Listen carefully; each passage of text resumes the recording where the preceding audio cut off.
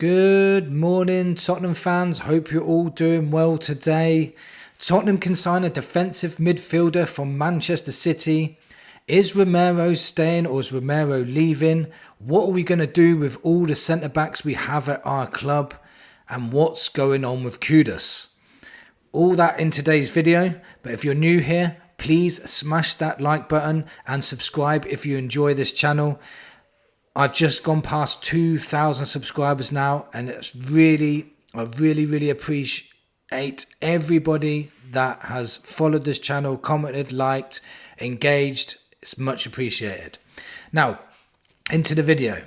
So this came up on X this morning, and it was saying that Nico Gonzalez could leave Manchester City this summer in the event of a good proposal. An exit is neither guaranteed nor 100% decided and depends on offers, but there is a feeling that the midfielder is not that crucial for the project. It's one to watch. And that came out from Fabrizio Romero, a renowned journalist. So for me, he only joined Manchester City in January, I think, from Porto. And he's an exceptional young talent. He's only 23 years old, but he's a defensive midfielder. And he has some very good attributes. Let me just read some attributes out for you. Gonzalez can play as a defensive midfielder, a box-to-box midfielder, or even a deep-lying playmaker. He is known for his excellent passing accuracy, both short and long. He demonstrates strong tactical understanding and positioning on the field. He is a capable dribbler and could create chances for his teammates. Gonzalez has a high work rate and is involved in both attacking and defensive phases of play. He has shown an ability to score goals and even playing in a deeper midfield role. So for me, this guy fits the bill perfectly, especially for Thomas Frank kind of system, because Frank likes to change things up. This guy is adaptable. He can play in a 6, an 8, a 10. His work rate is relentless. Frank loves hard-working players. His technical ability is very strong. He can see a pass. His pass completion rate, I think, was 94%. I think he was in the top 6% for that as well. So this guy, I think Man City signed him for 49 mil. And if we signed him for, let's say, 40 to 45 million, it would be a bargain, in my opinion. I think Spurs should just test the waters and just go for this guy. He would add the technical ability and still a midfield that we need. He's only 23 years old. So he would do what we need in that midfield area, something that we have got, but we need more of. We haven't got that solid DM that we've been looking for a long time. He started out at Barcelona, sold to Porto, and then quickly developed into a Manchester City player. So his ceiling is high. He's still young. He can still develop even more. Believe it or not, but he's a talented player, but he's only on 60k a week at Manchester City as well, which means we can afford to pay his wages. If Levy has any ideas at all of winning a trophy, then these kind of opportunities shouldn't really be ignored. The stumbling blocks possibly could be convincing the player to join, because he's just joined an elite Manchester City side that go for Champions Leagues and Premier Leagues. Would he want to drop down to the level of Tottenham Hotspur? Another problem would be competing with other clubs, because if he did go on sale, there'd be many clubs trying to sign this guy. So why would he choose Spurs over anyone else? Now, we've got a lot of pool. We've got Champions League football. We've got Super Cup coming up. We've just won a Europa League trophy. Best stadium in the world, best training facilities. We can afford his wages. There's a lot of reasons why we can sign him, but we have to be determined and do everything we can to sign him. This would be a top signing if we signed him. We just need to test the waters with Manchester City. It's not 100% that he's going to leave them, but if there's any inclination at all, we should be swooping in there. Another option, if we don't go for that guy, is Douglas Luiz. Douglas Luiz is going to be put up for sale against Juventus. So another one that if we don't go for the first guy I mentioned, then we should definitely go for Douglas Luiz. He's been linked to Everton, so don't be surprised if there's a hijack on the horizon for Spurs. Now, reports today came out that Tottenham haven't received a new recent bid for Christian Romero from Atletico Madrid. Romero is due to return to Hotspur Way to begin his pre-season later this week, along with the rest of the players who received international call-ups last month.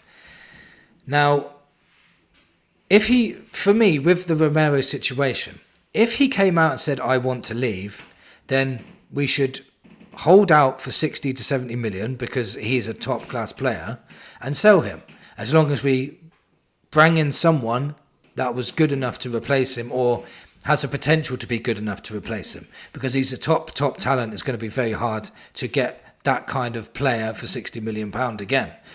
But if he wants to stay, then give him a new contract. Don't let his contract run down and then end up having nothing for him. Because next season, if he stays at Spurs and next season he's in his last year of his contract, he's going to be sold for half that 60 million, I'm telling you now. And it'll be a waste of resources. If you're going to sell a player, get the best money for him. If you want to keep him, sign a new contract. It's as simple as that. If he wants to sign a new contract, that's the problem. But he's a top player, but if he stays, there's still going to be a massive headache with centre-backs. We have Romero, Van der Ven as our first choice too. I think we can all agree on that. Then we've got Danso Dragushin, Kota Takai, Ashley Phillips, Vuskovic, Davies, JTB, Jake. I said Davies, not Davis. I said it right this time. I think with Van der Ven and Romero being injury prone, we will need at least 6 to 7 centre-backs because of the injury risks of last season.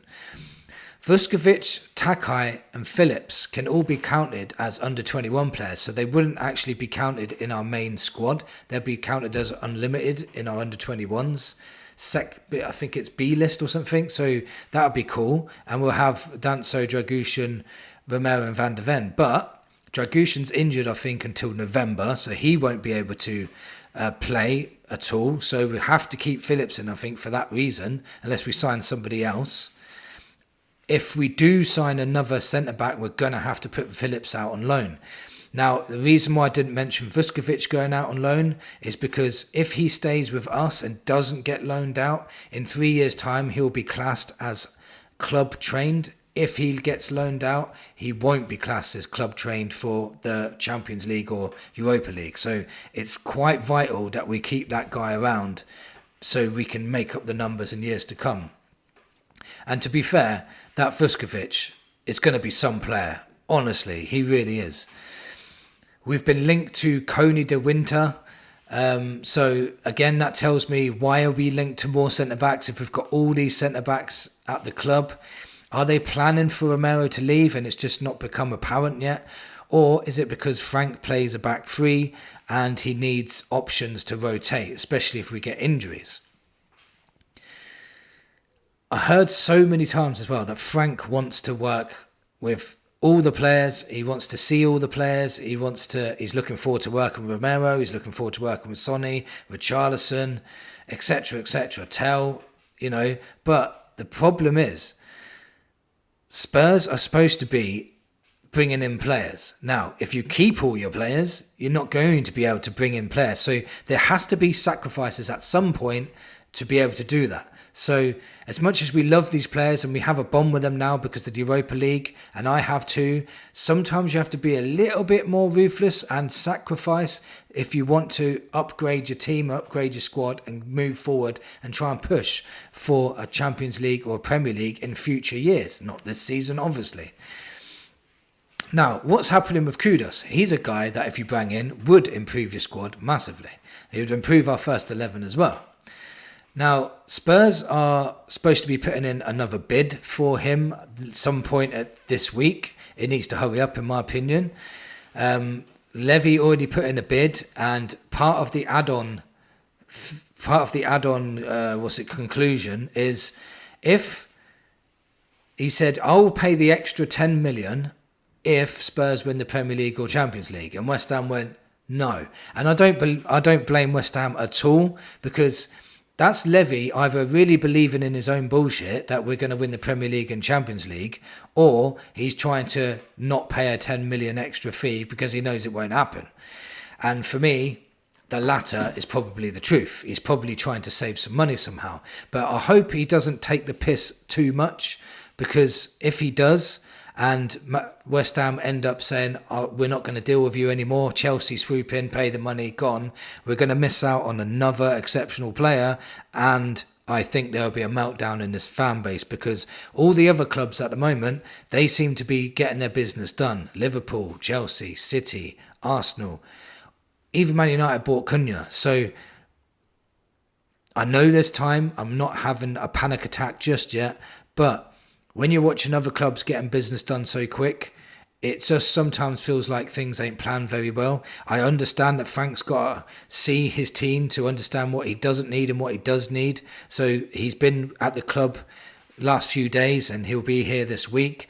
Time just isn't on our side. I think it's only 6 weeks now until the season actually starts. I think it's less than that. Yeah, it might be 5 to 6 weeks. We've got friendlies coming up in 2 weeks' time.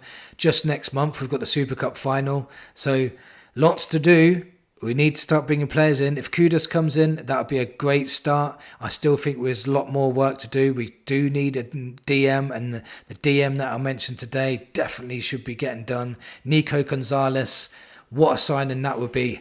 Let me know in the comments what you think of today's video. Thank you for watching, and come on, you Spurs.